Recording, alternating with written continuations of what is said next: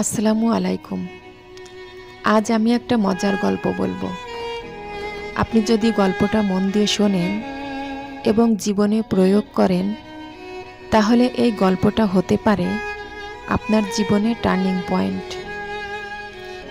এক লোক একটি কুকুর পুষত।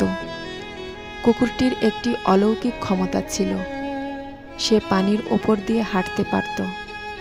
ওই লোকটি মাঝে মাঝে তার প্রিয় কুকুরকে নিয়ে শিকারে বের হতো। সে পানির ওপর হাঁস শিকার করার পর কুকুরকে নির্দেশ দিত। কুকুর পানির উপর দিয়ে হেঁটে গিয়ে সেগুলো নিয়ে আসত। লোকটি মনে করল তার কুকুরের এই অসাধারণ ক্ষমতার কথা অন্যদেরকে জানানো দরকার। তাই একবার সে তার এক বন্ধুকে হাঁস শিকারের আমন্ত্রণ জানালো। তারপর কয়েকটি হাঁস শিকার করার পর সে কুকুরটিকে নির্দেশ দিল হাঁসগুলো পানি থেকে তুলে আনতে। কুকুরটি পানির উপর দিয়ে দৌড়ে গিয়ে শিকার করা হাঁসগুলো নিয়ে এলো। লোকটি এবার তার বন্ধুকে জিজ্ঞেস করল, কুকুরটির মধ্যে কোনো অসাধারণত্ব লক্ষ্য করেছ কি? বন্ধু জবাব দিল, হ্যাঁ, তোমার কুকুর সাঁতার জানে না। কি আশ্চর্য! কুকুরটির এত বড় কৃতিত্বের ব্যাপার লোকটার চোখে পড়ল না। চোখে পড়ল সাঁতার না জানা। কিছু মানুষ এমনই হয়, যারা সবসময় নেগেটিভটাই চোখে দেখে। পজিটিভ বিষয় কখনো তাদের চোখে ধরা পড়ে না। তারা গোলাপ দেখে না, কিন্তু গোলাপের কাঁটাটাই দেখে। তারা কোথাও সম্ভাবনা দেখে না, শুধু সমস্যা দেখে। তাই এই নেগেটিভ মানুষগুলো কখনো সফল হয় না, বারবার শুধুই ব্যর্থ হয়। আপনি যদি সফল হতে চান, আপনাকে এই চিন্তার প্রক্রিয়াটাকে জাস্ট উল্টে দিতে হবে। সব কিছুতে নেগেটিভ পজিটিভ দুইটাই থাকবে। আপনাকে শুধু পজিটিভটার দিকেই ফোকাসড হতে হবে। সবসময় আপনাকে পজিটিভ বা ইতিবাচক হতে হবে। এটাই হলো সফলতার প্রথম স্তম্ভ।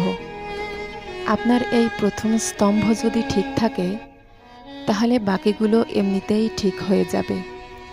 কিন্তু এই জায়গাটা যদি নড়বড়ে থাকে, তাহলে সফলতা তো দূরের কথা, আপনি কোনো কাজে হাতই দিতে পারবেন না। আর কাজে হাত দিতে পারলেও আপনি মাঝপথে থেমে যাবেন, কারণ আপনার মনের জোর খুবই ক্ষীণ থাকবে, যা আপনাকে সামনে এগিয়ে নেবার জন্য যথেষ্ট নয়। গোলাপের কাঁটা আছে সত্যি, কিন্তু কাঁটার দিকে না তাকিয়ে আপনাকে শুধু গোলাপের সৌন্দর্যের দিকেই তাকাতে হবে।